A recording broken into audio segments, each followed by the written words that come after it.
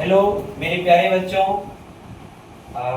आपको फिर से आपके अपने YouTube चैनल डैफोडिल्स क्लासेस पे सभी बच्चों का स्वागत है।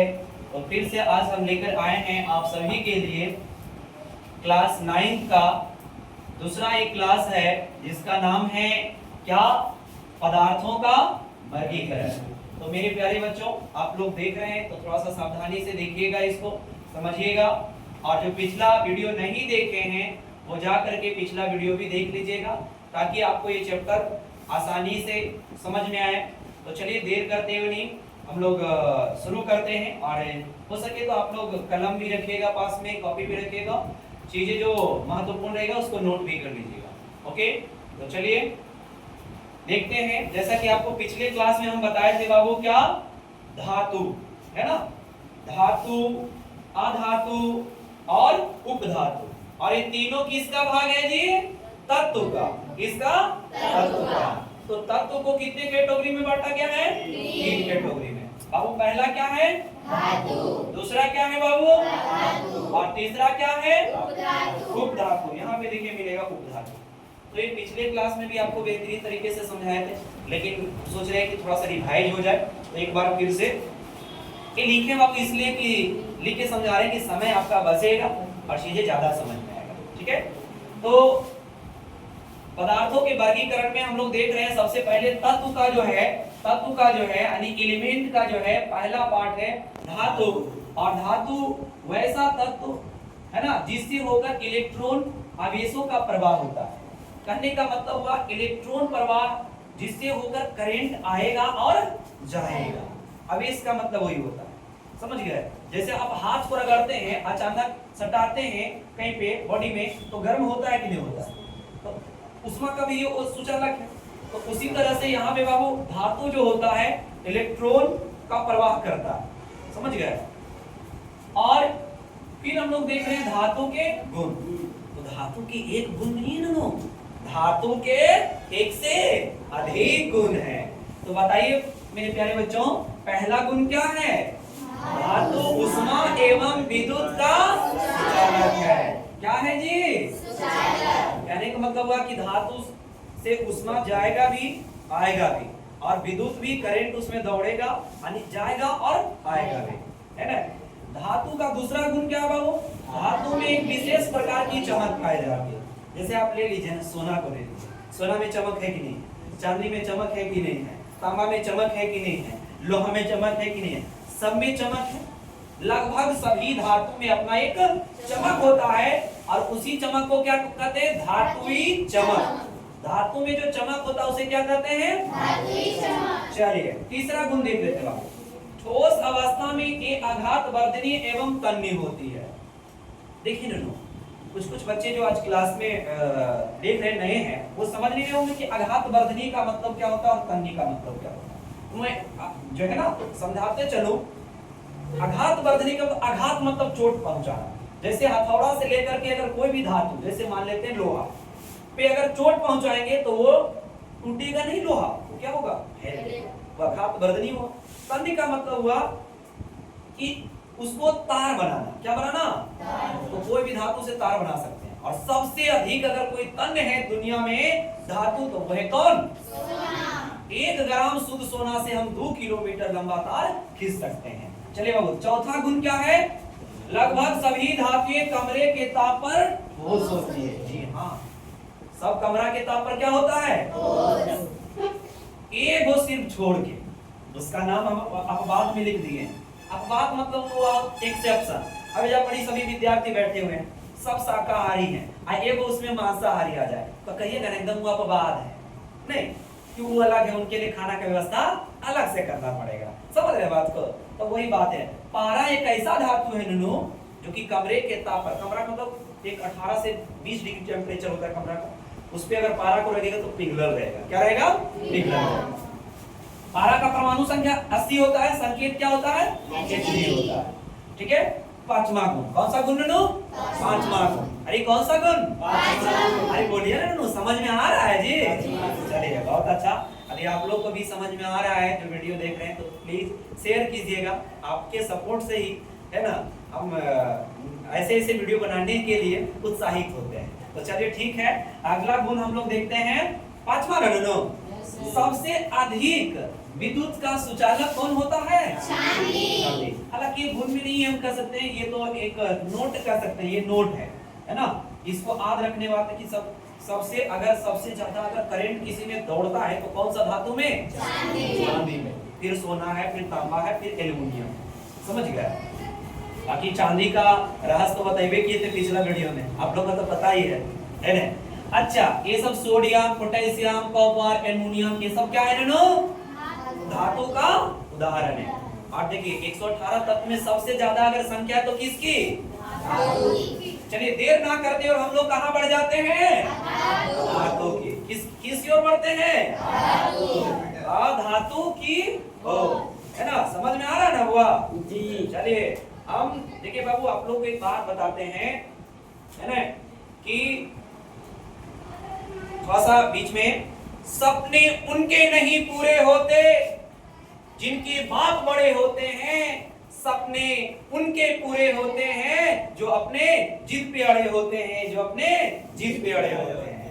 समझ गए? तो चलिए ठीक है, देर ना करके आगे बढ़ते हैं। अधातु, क्या बाबू? अधातु।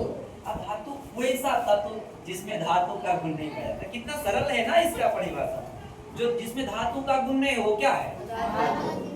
जिसमें धातु का गुण नहीं, क्या होगा बाबू? चलिए, अधातु के गुण, ये उष्मा एवं विद्युत का क्या होता है? ओहरा था सुचालक, ये क्या होगा? सुचालक। मतलब इसमें करंट दौड़ेगा उड़ेगा नहीं, है ना। इसमें जो है उष्मा जाएगा आएगा नहीं। लेकिन अपवाद तो हर जगह देखने को मिलता है ना। अपवाद मतलब जो सबसे हटके, है ना, उसका नाम क्या है अधातु में? बाबू इसमें सब गुण है अधातु वाला। ग्रेफाइट में सब गुण है अधातु वाला, लेकिन एक गुण आ गया इसका दूसरा वाला, पता है? धातु वाला। एक गुण आया, तो एक गुण आने से थोड़ी धातु कहला जाएगा ये।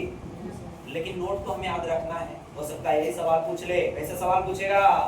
एक अधातु का नाम बताइए जो विद्युत का सुचालक है, तो क्या नाम बताइएगा? ग्रेफाइट। समझ गए ना? आप लोग देखे भी होंगे पेंसिल में रहता ना बाबू इस तरह से, समझ गए? चलिए, और इसमें तन्यता एवं आघात वर्धनता का गुण नहीं होता। इसमें लंबा तार नहीं बना सकते हैं, इस पे चोट पहुंचाइएगा ना हथौड़ा से, जानते टूट जाएगा। क्या होगा? जैसे ग्रेफाइट को ले लीजिए, उसको निकालिए, जो ग्रेफाइट वाला रहता है उसमें जो है ना पार्ट, उसको कोई चीज से पीटिएगा ना तो क्या होगा? टूट जाएगा। तो गुण हुआ उसमें धातु वाला। चलिए, चोट लगने पर तो है ना भंगुर हो जाते हैं। अच्छा, अभी देखिए कि धातु में चमक होता है। धातु में क्या होता है? चमक। लेकिन इसमें कोई चमक नहीं होता। किसमें? अधातु। चलिए, अपवाद में एक है, देखिए इसमें भी अपवाद है। आयोडीन। आयोडीन देखे होंगे बाबू सब लोग, अरे नमक देखे कि वो चमकीला होता है कि नहीं होता है? समझ गए? आयोडीन की कमी से कौन सा रोग होता है? घेघा रोग होता है बाबू। देखते हो किसी का घेघा फूल जाता है, तो किसकी कमी से होता है? आयोडीन की कमी से। इसलिए तो हमें शुद्ध नमक खाना चाहिए। क्या जी? आप लोग कौन नमक खाते हैं? टाटा वाला, बाटा वाला? टाटा। सब नमक खाते हैं? सस्ता हुआ खाते हैं? नहीं। चलिए ठीक है हुआ। अगला है चौथा, कमरे के ताप पर ठोस गैस के रूप में पाए जाते हैं। जनरली अधातु दो अवस्था में पाए जाते हैं, या तो ठोस या तो गैस, है ना। जैसे ऑक्सीजन क्या है? अधातु, गैस अवस्था में है कि नहीं? समझ गया? अपवाद में देखिए यहाँ भी आ गया ब्रोमीन। कोची?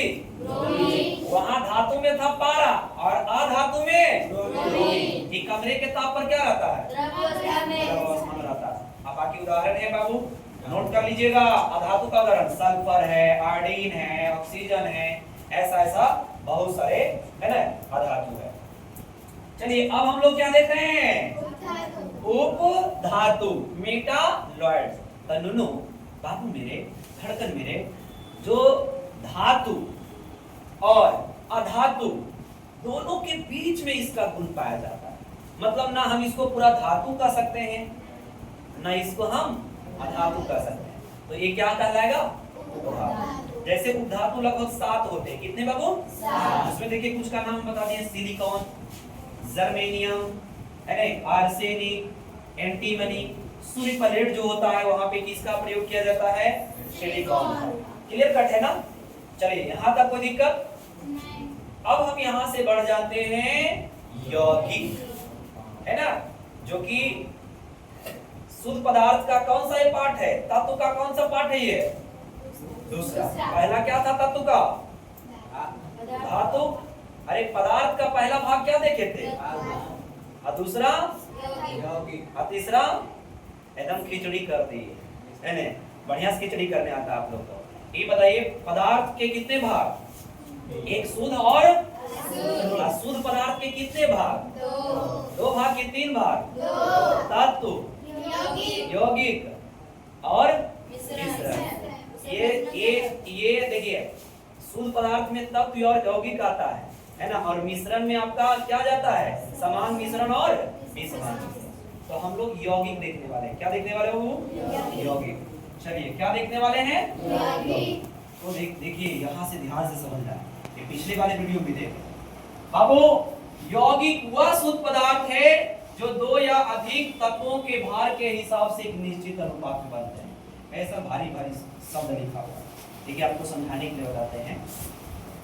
अभी तक तत्व को देखे थे कि किसी भाग में किसी भी तरह से उसको रासायनिक भौतिक तरीके से अलग नहीं कर सकते, लेकिन यौगिक जो है ना, दो या दो से अधिक तत्व को मिलाएंगे ना तब यौगिक बनेगा। पहली बात बताइए, कितने तत्व को मिलाएंगे तो यौगिक? दो या दो से ज्यादा, दो या दो से अधिक। अच्छा, किसी भी अनुपात में मिला देंगे तो मिल जाएगा, बन जाएगा यौगिक एक निश्चित अनुपात में। निश्चित अनुपात में, ये समझ रहे हैं ना बात को? और किसके हिसाब से? परमाणु के हिसाब से कि परमाणु भार के हिसाब से? भार के हिसाब से। किसके हिसाब से? और रासायनिक क्रिया होता है, कौन सा क्रिया? रासायनिक क्रिया। यौगिक बनने में रासायनिक क्रिया होता है। जैसे देखिए carbon dioxide, H2O, HCl, NaCl, H2SO4, ये सारे का सारे क्या है? यौगिक है। अगर बात करें तो जल को हम ले रहे हैं यहाँ से, किसको ले रहे हैं? जल को। देखिए कैसे भार के हिसाब से मिला हुआ रहता है जल का। ये देखिए जल में क्या क्या आया है? हाइड्रोजन और ऑक्सीजन आया, दो तत्व आए।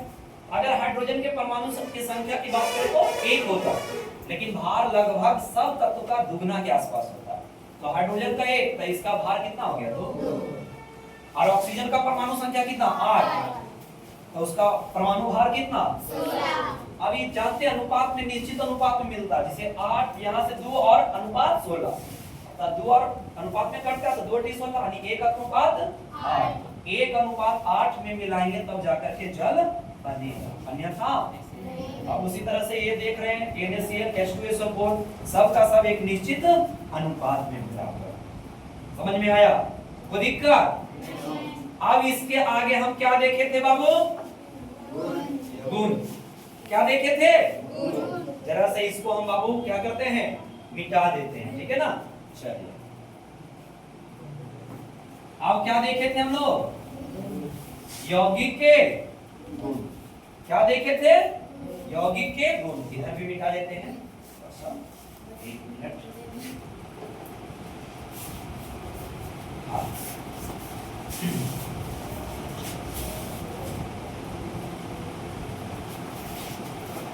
चलिए ठीक है बाबू। पहला गुण कौन सा गुण? अच्छा पहला गुण है, कोई बता सकते हैं खड़ा होकर करके? बताइए पहला गुण क्या है?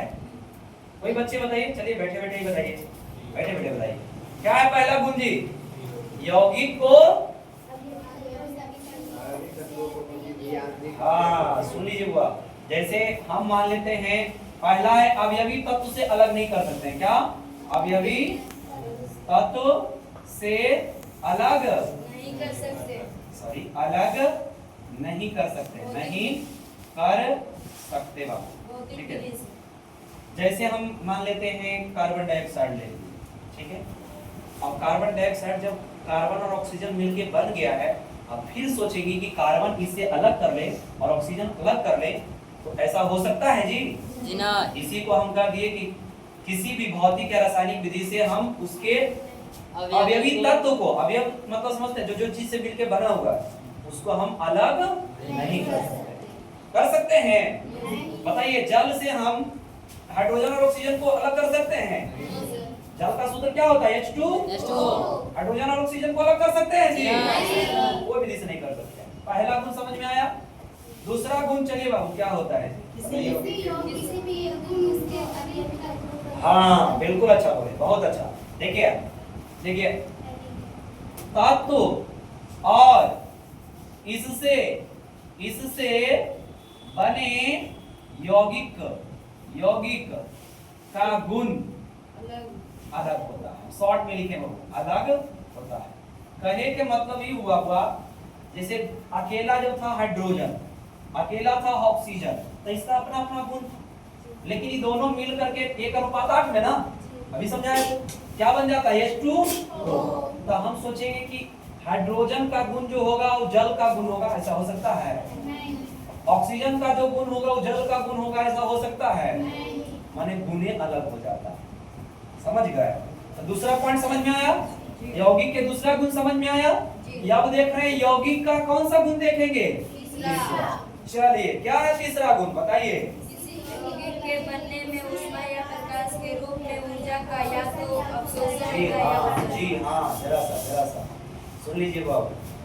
कोई भी यौगिक बनेगा तो आ तो वो ऊष्मा लेगा या तो ऊष्मा देगा। समझ गए? जैसे हम बात करें कार्बन और ऑक्सीजन मिलता है तो क्या बनता है? Carbon dioxide. लेकिन कार्बन डाइऑक्साइड तब तक नहीं बनेगा तब तक कि हम इसमें ऊष्मा नहीं देंगे। देख सुनते होंगे कार्बन डाइऑक्साइड कोई चीज जलाते हैं तो बनता है कि नहीं कार्बन डाइऑक्साइड? तो क्या वो जलाए तो उसमें दिए ऊष्मा दिए कि नहीं दिए? हीट दिए ना। तो ऊष्मा क्या है? एक प्रकार का ऊर्जा ही है ना। ऊष्मा क्या है? या एक प्रकार का ऊर्जा है। समझ गए? तो ऊष्मा को दिए उसमें तो कार्बन डाइऑक्साइड बना। उसी कुछ है कि ऊष्मा खुद लेता है, नहीं तो कुछ ऊष्मा बाद में निकाल देता है। समझ गए? तो तीसरा गुण समझ गए है ना कि यौगिक बनने में क्या लेता है? यौगिक बनने में ऊष्मा, यानी ऊष्मा एक प्रकार का क्या है? ऊर्जा लेता है या देता है? देता है का मतलब आपको समझाया हुआ। ऊष्मा ये ग्रहण ही करता है, ये ऊष्मा उत्सर्जन करता है। चलिए चौथा गुण क्या है इन्होंने बता दीजिए। बहुत अच्छा आप लोग का तैयारी है। देखिए एकदम एक बार समझाए हैं आप लोग याद रखे हुए है ना। भार के विचार से क्या होता है? एक निश्चित अनुपात में होता हूँ। तो अभी समझाया था ना कि जैसे हम जल को ले ले बाबू, जल किस अनुपात में बनता है? 1:8। तो निश्चित अनुपात हुआ कि नहीं हुआ? तो उसी तरह से हर एक तत्व एक निश्चित अनुपात में ही रासायनिक क्रिया के द्वारा बनता है। चलिए और भी गुण था। यौगिक के द्रव्यमान और क्वथनांक निश्चित होते हैं। यौगिक के द्रव्यमान और क्वथनांक क्या होते हैं? कहे का मतलब ये हुआ कि कोई भी यौगिक है, मान लिया जाए बर्फ ले लेते हैं, तो बर्फ अगर पानी में पिघलेगा तो बर्फ कितना डिग्री सी पर पिघलता है जी? 0 डिग्री सेल्सियस पर। अब ये पानी की बात करें तो पानी उबलता कितना degree Celsius? 100 degree Celsius. 100 degree Celsius पर। तो ये निश्चित अनुपात में या निश्चित है ना। क्वथनांक द्रव्यमान हुआ कि नहीं हुआ? द्रव्यमान मतलब पिघल रहा है 0 डिग्री सेल्सियस। 0 से कम रहेगा नहीं पिघलेगा, बर्फ में रहेगा। अच्छा पानी जब 50 पे नहीं उबलेगा, 60 पे नहीं उबलेगा, जब तक पानी में 100 डिग्री सेल्सियस नहीं जाएगा तब तक वो नहीं होगा। आप लोग देख लेते होंगे घर में मम्मी लोग खाना बनाते हैं तो हम लोग उसको बोलते हैं अध्ययन आना, है ना, बोलते हैं कि नहीं बोलते? तो पानी तुरंत चढ़ाते हैं आग पे, तुरंत पानी खौल जाता है कि वो हीट ले करके कुछ देर बाद होता है, समय लेता, चावल डालते हैं, समय लेगा। चलिए एक लास्ट गुण क्या था बाबू? यह एक सामान्य पदार्थ है अर्थात इसमें कण नहीं दिखाई पड़ते। देखिए सुनिए ध्यान से, समान गुण है, ये समान गुण है। यौगिक में कैसा होता है? समान गुण, यानी इसके संगठन और संरचना सर्वदा जो है एक समान रहता है। कैसा रहता है? कहे का मतलब जैसे आपको समान मिश्रण समझाए थे ना हुआ कि पानी में अगर चीनी घोल देंगे और चीनी घोलने के बाद अगर जाएंगे ढूंढने के लिए चीनी को पानी में तो मिलेगा नहीं। और उसी तरह से यौगिक जब बनता है, जैसे कार्बन और ऑक्सीजन से मिलके क्या बनता है? कार्बन डाइऑक्साइड बनता है। अब उसमें हम कार्बन को खोजेंगे और ऑक्सीजन को खोजेंगे तो क्या वो मिल पाएगा? नहीं मिल पाएगा ना। तो उसका गुण क्या होता है, एकदम सर्वदा समान हो जाता है। समझे कि नहीं समझे? तो इस तरह से आप लोग एक बार रिवाइज कर लीजिएगा, ठीक है बाबू। बाकी इसका तीसरा वीडियो भी लेकर आएंगे बहुत जल्द ही, और आप लोग भेजिए, सब्सक्राइब कीजिए, दोस्तों के पास भेजिए, ठीक है। बाकी तब तक के लिए आज यही रखते हैं क्लास को, है ना। हंसते रहिए, खेलते रहिए और मस्त रहिए, और पढ़ाई तो सबसे जरूरी है बाबू, पढ़ाई करते रहिए। ओके।